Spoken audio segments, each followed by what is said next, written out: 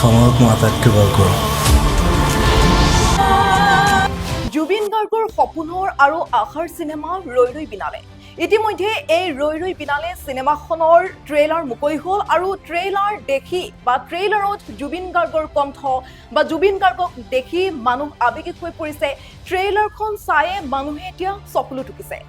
এই সময়খিনিত মানুহ এতিয়া স্বাভাৱিকতে আৱেগিক হৈ আছে আৰু এই সময়তে এজন ব্যক্তি চৰ্চালৈ আহিছে আৰু সেই ব্যক্তিজন কিন্তু আন কোনো নহয়।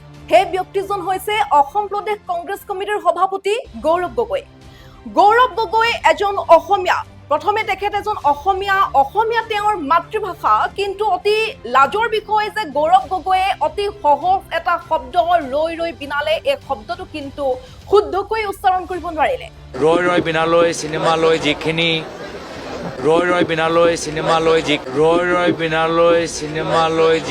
গৌৰৱ গগৈয়ে হিন্দী ভালদৰে কয় সেয়া আমি শুনিছো, ইংৰাজী ভালদৰে কয় আমি সেয়াও শুনিছো, কিন্তু গৌৰৱ গগৈয়ে নিজৰ যিটো মাতৃভাষা অসমীয়া, সেই ভাষাটোৱে শুদ্ধকৈ ক'ব নোৱাৰিলে।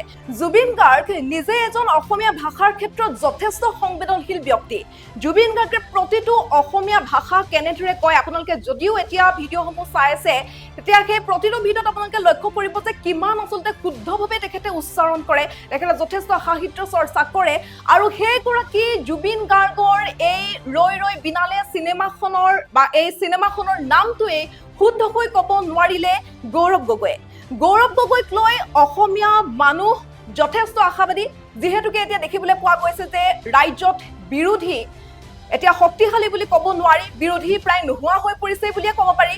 এনে ক্ষেত্ৰত অসমৰ ৰাইজে গৌৰৱ গগৈক এগৰাকী শক্তিশালী বিৰোধী নেতা হিচাপে বিচাৰে আৰু আমিও বিচাৰোঁ। আমি যিহেতুকে নৱপ্ৰজন্মৰ একোগৰাকী যুৱক যুৱতী, তেনে ক্ষেত্ৰত আমিও বিচাৰোঁ যে গৌৰৱ গগৈ এগৰাকী শক্তিশালী নেতা, আমি ভৱিষ্যতে তেখেতক শক্তিশালী নেতাৰ ৰূপত আমি চাব বিচাৰোঁ।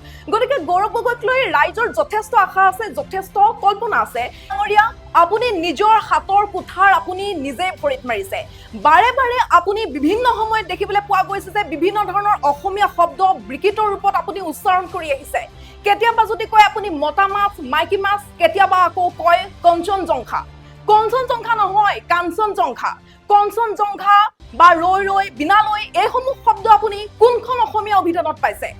আপোনাৰ যদিহে অসমীয়া ভাষাটো শুদ্ধ ৰূপত ক'বলৈ আপোনাৰ যদিহে ইচ্ছা আছে বা যদিহে আপুনি অসমৰ ৰাইজৰ মাজত বা অসমৰ জনমানসত সোমাই পৰিব বিচাৰিছে, সকলোৰে আপোন হ'ব বিচাৰিছে, তেনেহ'লে এটা কথা ঠিক যে আপুনি প্ৰথমে অসমীয়া ভাষাটো শুদ্ধকৈ আপুনি উচ্চাৰণ কৰিব পাৰিব লাগিব।